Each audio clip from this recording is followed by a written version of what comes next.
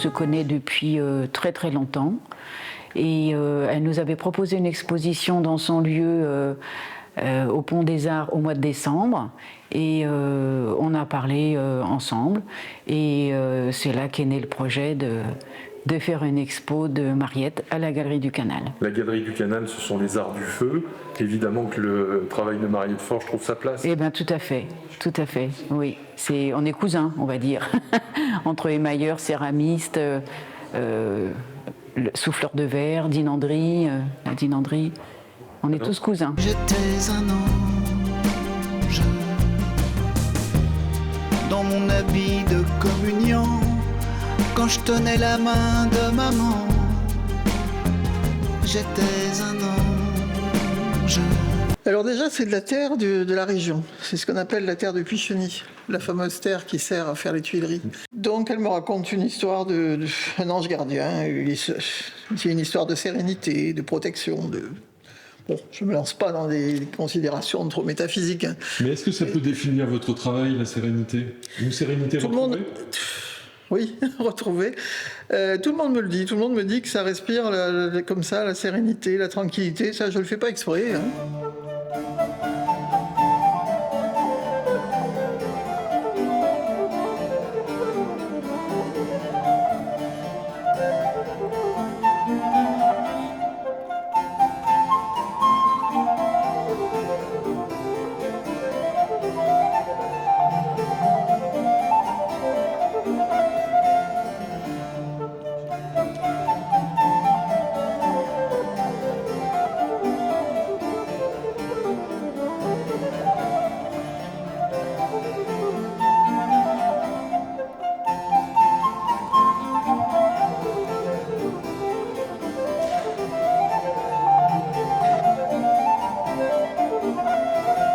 Alors ça, c'est tout bête. Hein. Ces 3 anges sont venus ce soir, etc., etc. Donc c'est au moment de Noël, cette chanson, je l'avais dans la tête, et j'ai fait 3 anges qui sont en train de chanter. C'est tout bête, hein. Il ne faut pas chercher des choses très compliquées. Et ces 3 anges m'ont donné beaucoup de mal, parce que c'est pas simple hein, de faire 3 pièces, les rassembler et tout. En plus, elles tournent. Hein. Je veux dire, elles sont assez... Voilà, donc c'est une terre marron. Je me suis beaucoup amusé à faire ça. J'ai cette pièce depuis des années. Là, je ne le cache pas, c'est pas une récente.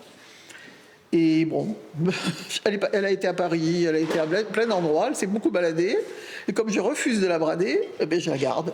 Et voilà. Mais elle attire l'œil, hein, oui, forcément. Oui. Mais le prix attire l'œil aussi, et c'est pour cette raison qu'elle est toujours là. On est un peu comme une entreprise. Hein. On entre du matériel, on le transforme. Quand on fait, par exemple, du bronze ou de la porcelaine, on a recours à un fondeur ou à un porcelainier. On le paye aussi, et après, on revend, nous, à notre tour. C'est vraiment... Moi, je suis un artisan. J'ai toujours dit que j'étais un artisan. On appelle ça un artisan d'art, comme on veut. Mais je suis un artisan. Je rentre des matériaux, je les transforme et je les revends.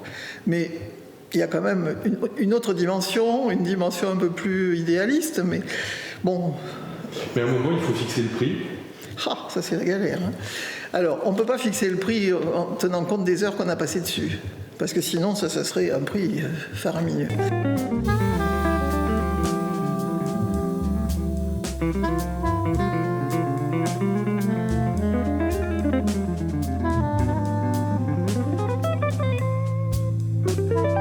J'ai quand même un thème. J'ai le thème de choses assez imaginaires. Hein.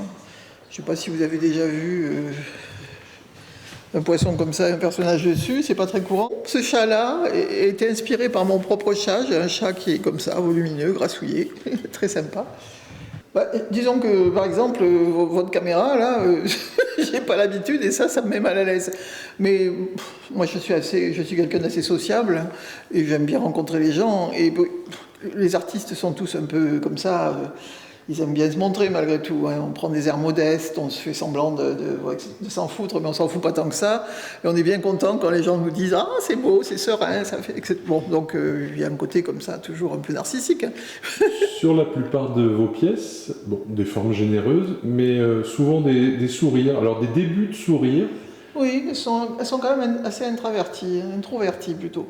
c'est pas des personnages qui s'éclatent, c'est des personnages qui ont de l'intériorité. Enfin, j'essaye. Voilà. Bon, évidemment, je ne suis jamais montée à cheval, surtout pas de cette façon-là. Donc ça, il y a une part comme ça d'imaginaire et quand on fait quelque chose, on a l'impression qu'on le vit. Donc là, je vis à travers mes chevaux, j'ai vécu comme ça bien des aventures.